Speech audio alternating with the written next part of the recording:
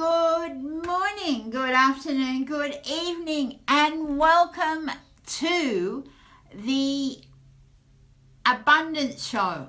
This is, I think, episode 12 of our Abundance Show.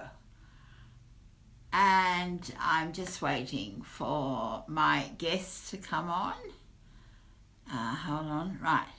Anyway, so while we're waiting for the amazing Alana G, who is my guest today, she is also a friend, and she's also a friend, and she's here, so I'll be bringing her on in a minute, and a business colleague. I actually met Alana through our amazing digital marketing business. Good morning, Ashley, who was my last guest on the Abundance Show. The Abundance Show is about helping us become ourselves, truly who we are, so we can be abundant. What I say is love yourself into abundance. And it's something that I had to learn to do to live a really abundant life. Today we have with us Alana, who is, there we go, I am just adding now. There we go. Whose story is very much about how she has had to say what was the card that fell out of the deck this morning. Good morning, beautiful. Morning. This card fell out of the deck this morning as I was doing the podcast for the week, and it's about saying yes. And I've one of my favorite words to my life, and I know Alana has definitely had to say yes to herself, to really learn the importance of self-love in living this, what she's doing now, this I call very in abundance, abundant life.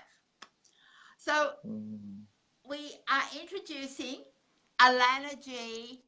Hi, Alana, and welcome to the Abundance Show. So grateful to be on. Oh, I'm so happy to have you here. And I just looked out the window. It's so grey here today, and the sun's just started to shine. So I think that's beautiful as well, because it's a special day. It's a super new moon today. So it's a wonderful day to release stuff and set all those intentions so we can bring in more abundance.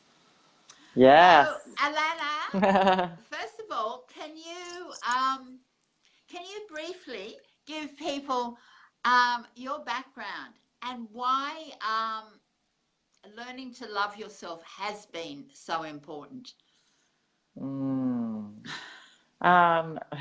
So much comes up for me with that. Well, I had a lot of kind of childhood issues, self-esteem issues. I had, eating disorders, and my first boyfriend was an abuser. And yeah, it was just this really reflection of the worth that I had for myself. And it wasn't a lot. And I'm not sure why, but just was how it was. And I really, along my journey, just kind of took away lessons from each experience. And I'm so grateful that I was able to have a mindset that would even find a lesson in some of those experiences. But I did, like I was getting hurt and I was hurting myself, and it wasn't giving me the love that I thought it would give me. I thought that maybe people would respond to me hurting myself in a way that they would give me more love or stop the abuse. With my first boyfriend, I thought that would help, make him want to stop the abuse if I was hurting myself. But I realized back then and going into my 20s that I had two decisions, and I had to either be my own best friend or be my enemy. And at the time I had plenty of enemies, and I, that was my mindset as like a young adult, be my best friend. I've got to be my best friend. So I just chose to lean into being my own best friend. And,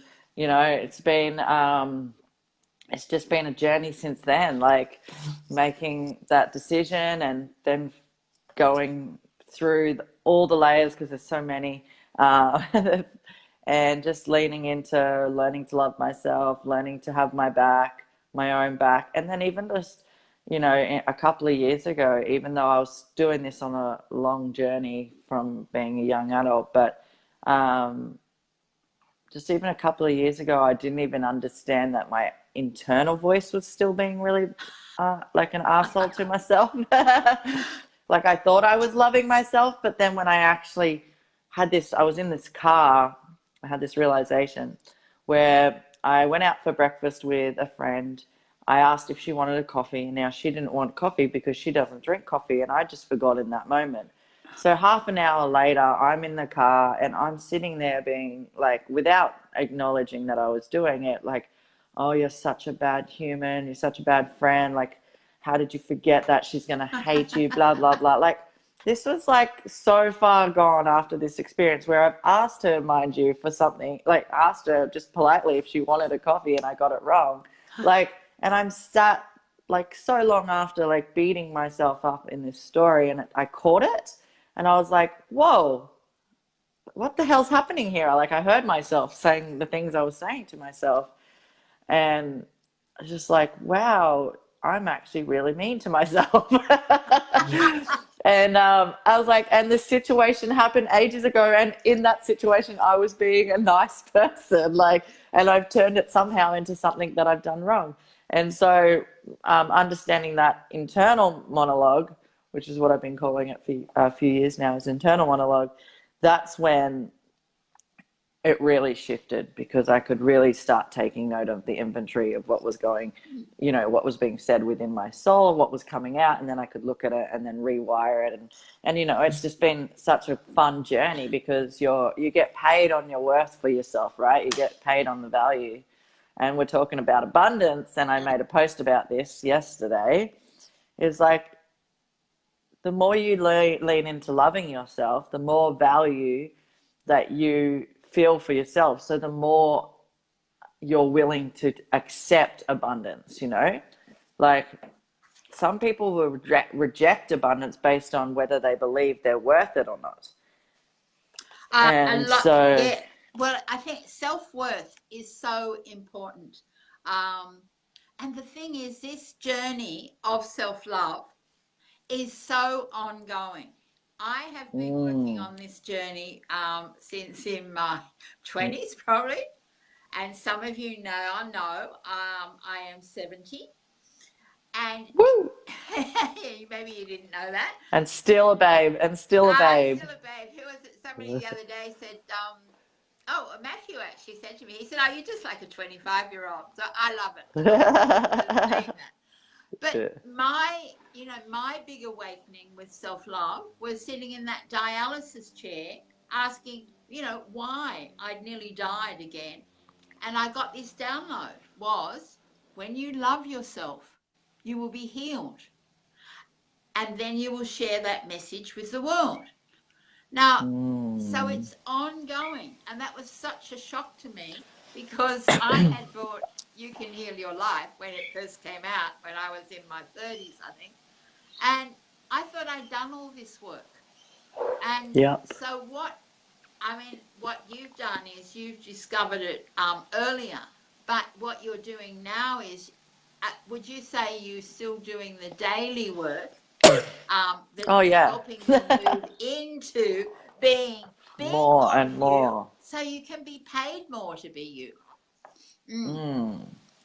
Yeah, it's like it's a never-ending discovery, and it's not something that you just magically know. You become better at understanding your reality and your experiences, and you get to look at them and learn from everything, and you lean more into fear and all that kind of stuff. So you just go on a different level of it, really. Like you say yes to more uncomfortability. Well, this is Like you lean this was a bad. This fell out today. You have to I know. learn to I'm say like the yes girl. Yes you girl. You have know to how they learn to have say yes to yourself. Otherwise, and to really valuing yourself. And Mm, recently, somebody said, a guy I did a course with, Jim Fortin, said, um, if you aren't where you're at, look at your self-love and look at, and I was mm. just reading this book this morning, The Four Agreements, I about, love it. yeah, you can measure the impeccability of your word by your level of self-love. So what is it you're saying to yourself every day? Which is what you were saying. You were Mm, catching the words, catching the thoughts, and then that empowers us to get out of our own way and stop worrying about what other people think. Was that an issue for you, Alana? worrying about what other people think. Yeah. Of course. I'm human.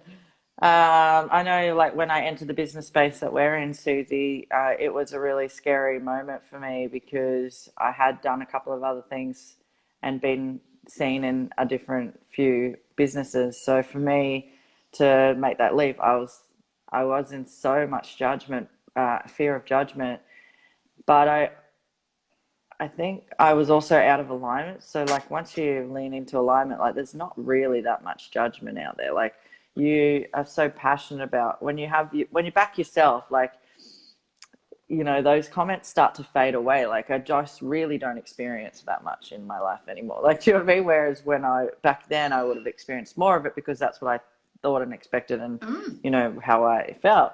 But yeah, so of course, I still have the normal fears that everybody else has, and I just get to choose not to listen to them. Annika, like we all are human, and that we're here to experience it. It's like, but am I going to allow it to be my reality? Like, do I believe in each moment? Does this serve me? Does this not? Because not sometimes having fear serves you, and other times it's like, well, no, it's not going to serve me in this state. Like what other people think of me, that is not going to pay my bills. And not only that, can I just say, I always talk of this with my friends. Like, I'm like, oh, my friend's name's Sarah. And I'm like, Sarah, everybody's walking around and they're thinking, oh, look at Sarah. She's doing something new. I'm like, and their kids are running at them and they're like, no, kids, I can't talk to you. Sarah's doing something new. I'm thinking about Sarah. And then their husband's on, like, wanting, in bed with them. They're like, honey, I can't talk to you. I'm thinking about Sarah. She's doing something new. Like, it's ridiculous to think people actually care so much that they're spending every moment thinking about you. And like, life is busy, and a lot of people's lives are busy, especially people that usually think about other people in a negative way. Their life's like real busy. So if that's, like to think that you are in their thoughts when you do something new, like it's just not, it's not happening. It's, Sorry, you're no, not in. it doesn't. As Des said, everybody else is focused on what they're doing, and they're not Yeah, it's so necessarily going to be true. watching what you're doing. So, Especially if they've got kids. yeah, Like the kid like screams. They're not thinking about you and your new thing, or you stepping into your power. Like they're not the things that people are worried about. But when they are thinking of you, when they truly are thinking of you, it's because they're admiring your badassness and the fact that you're leaning in. And if they're thinking of you and they're doing it in those moments of being with their family, it's because they're longing for what you have and what you're creating, or what you're standing for. And that's when you start to think of people like you constantly, even when you're sleeping next to your partner. Like those are the thoughts. That's when you're longing for something. It's not because someone's doing something new. You're not sitting there. It's because there's something that's like calling you to think of that person, because it's bringing something inside of you, forth, that that you have and you want. So, and you can have, and you can create. So yeah, it's like It's that so, pull. and you made another interesting point was I get asked a lot, to do free readings and do all those sorts of things.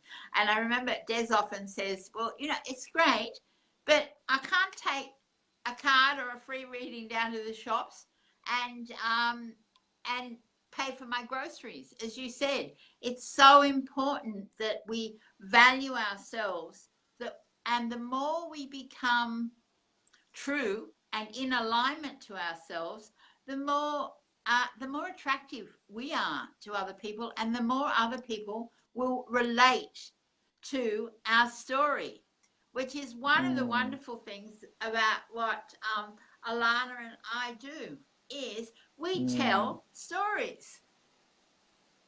Is that right? Yeah, So, and with the whole value piece, like conscious entrepreneurship, obviously that's my passion and that's my branding.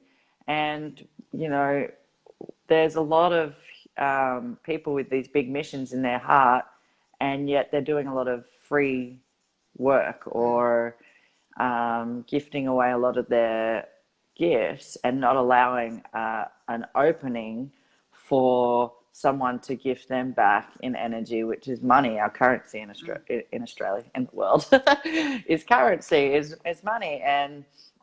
And so if we flipped it into like where we're in now, the new paradigm, and what we're creating online and what we're creating offline, like we can be empowered conscious entrepreneurs. We can have it all. Like we can have multiple figures, like multiple hundreds of thousands of dollar figures, like whatever we want. I was like, I'm not sure if I'm saying that right. 6 to 7 figures, if not more, if you'd like.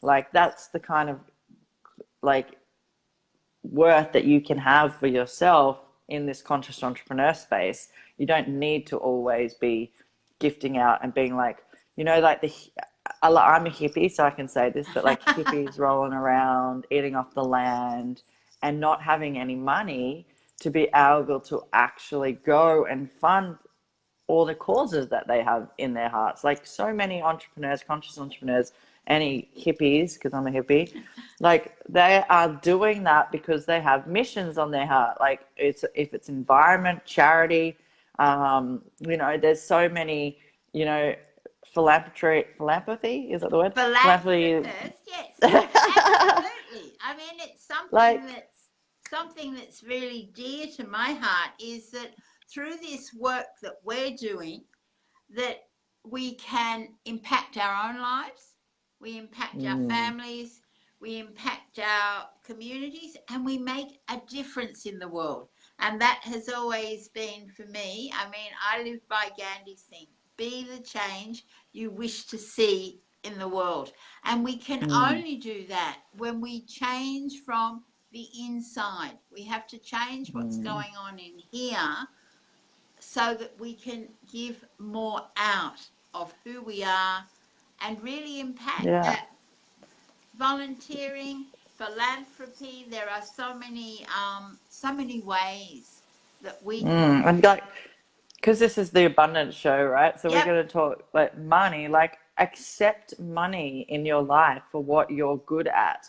Accept like money in your life for what you're good at. It doesn't need to be a job. I call that a swear word. It can,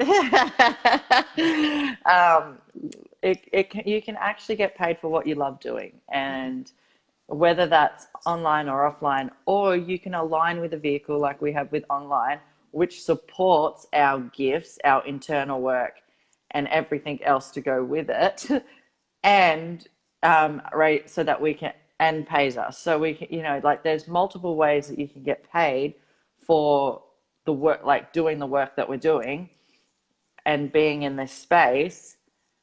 And with that money, you can go and feed your orphans. I have orphans, so I have an orphanage in Well, Nepal. that's right. Um, You yeah, can you can you can go do that. You if can you've no. do what one of the reasons I came in was to help build my Heart Whisper movement so that I can open more people's hearts to love. And I think Yeah, that's one wow. thing that it's, is so important that I was talking about this with Ashley the other day. It doesn't really matter who you are, but if you've got a passion, here's a way that you can change your life Amplify it. and make it much larger and change the world. Mm. And one of And I the just things like, you talk about, I call this conscious currency. mm. When you coined that or came up with that, what did that actually? Where did that come from? In your heart, something that it really touched you to say?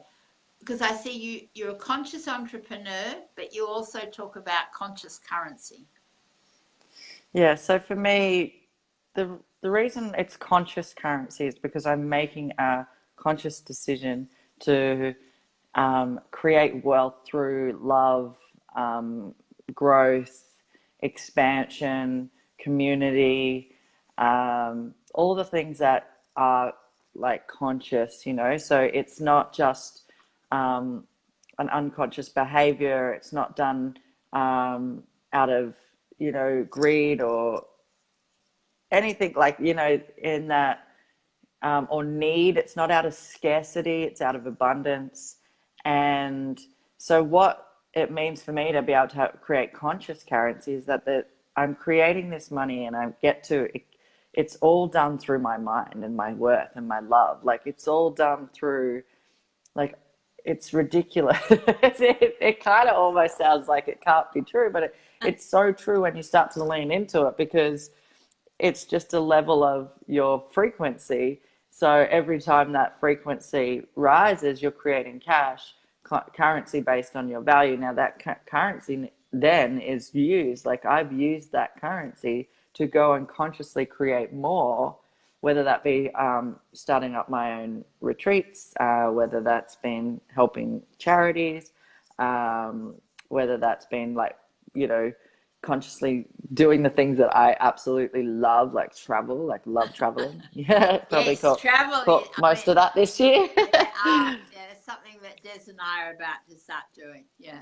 lots of travel. Yes. Yeah, Yeah. and you get then to meet all these wonderful people that you've Yeah, been it goes meeting back into like the community. It's just, online. oh, it's Yeah, so good. and I think one of the things that community is so important. And just back to, we're just going to go back a step on the self love and the self worth. Do you have a daily practice that you do? Yeah, without a doubt, we do lots of gratitude in my home, especially I've got a daughter, so I get her involved as well. When she's awake, we do gratitudes at table, we do gratitude. It's just part of my embodiment as a day person, like every day. It's, just everywhere I go, we see the good in that experience, and we're very grateful for it. Meditation, super powerful. Journaling into existence, like writing as if it was the now in your journaling Mm. practice, so powerful. And mostly just monitoring your energy in every moment. Like, just for me, it's a mental practice, right? So it's because I've come from, the lowest of the lows, like to the darkest of the depths, and I've experienced that low, and yeah, up until now, like up until a couple of years ago, this was like my life. Yeah, I've been on So that. now it's like, I want to go like that Yeah, rather than. and keep going up, keep So of rising. course I'm human and I get human experiences and human days, but the the consensus of it is this. And so in every moment, it's like, it's just playing with being present in the moment, and not going to, like, not getting caught up being too far over here or like in the back, too far down, because it's like depression and anxiety.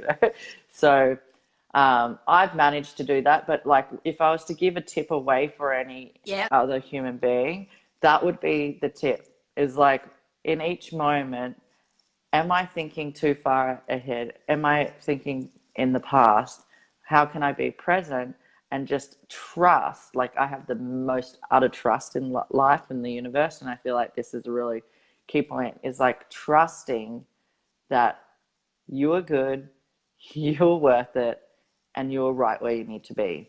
And find the lessons in whatever is in front of you and move on to the next level. Move on to that level up. This is like the program I'm releasing is the level up program. Like, level up, move on. Like, whatever you're at, it's like we're in a game. We're in Mario Kart or, one of those games. It's literally like a game. It's like, all right, what do I need to learn and discover in this moment, in this reality that I'm having that's right now for me? And you figure it out and you get to move up. But if you're seeing things over and over and over, patterns over and over again, well, then you're not passing that level. You need to go find the gold coins. You need to find the gold coins and level up. Like, so it's it's so important to be present. mindful. Yeah, just being mindful. I think picking up on one of the things you've just said there is trust. Do you trust yourself? Are you trusting your thoughts? And as you say, you work very much on your mind and your thoughts there of doing that. What do you do when life throws you a curveball?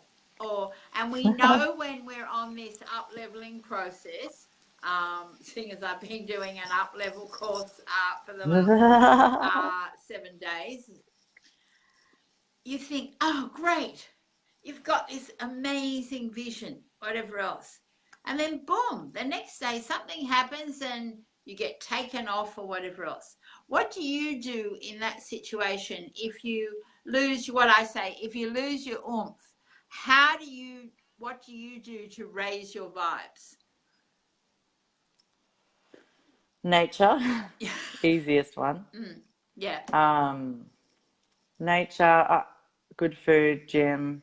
Like, what do I love? And if I'm in a low, like, because I do understand them when you actually you're in a low and you're like, I can't get out of the house. I want to sit on the couch. I want to watch technology. Like, you just get, like that. There are, like, I haven't seen one for a while, but I've been there. I've still been there. And you get into that low. Like, it's sometimes you do have to lean into that uncomfort of getting out of your head and going and doing the thing that you love, like your soul loves, and just being there. Once you get there, then it's like, oh, thank goodness I did this, like, why didn't I do it earlier? I often say. Yeah, I know. Yeah, it's like, why did I do it? The shift from your head to your heart. Yeah, well, last week I did it last Tuesday. It took me till 5 o'clock in the afternoon to go to my happy healing place, which of course is the beach. Once I was there, it was all good. Yeah. It's like, I did a live, and I was just thinking, so often we stop ourselves, and we are our own worst enemy. So it's really important, from what you're saying, it's about being really conscious, and it's about this is what I'm seeing at the moment, it's really seeing, bringing the future into the present so that you're beginning to live as you really want to be living. So true. Yes. And on that note, we may finish. Is there one last tip you would like to share with anybody who might be thinking, coming? How can they really do this? How can I really be me and become abundant? What would be one word that you could, or one tip you would share as if that's the question, the answer is really simple and easy. It is go and be around humans that are already doing it. Go and be around, get in the vortex of the humans that are already showing up like their true self, that you look at and admire, that you see qualities that you really desire, because really they're just inside of you. If you're seeing it in someone, it's actually inside of you. Be around the groups and lean into that fear. Like, I used to be so scared of groups. but I knew that if I wanted to be what the people were and living, I always got myself into that vortex, and it was uncomfortable and weird at first. I was like, in the corner. But as time goes by, your comfort zone stretches, and your And you you expand. it's like a you expand. Mm-hmm. It's like I was trying to say it in the most least spiritual way. I was like, you get more comfortable. But yeah, it's like I always say, it's like if you want to learn a language, right?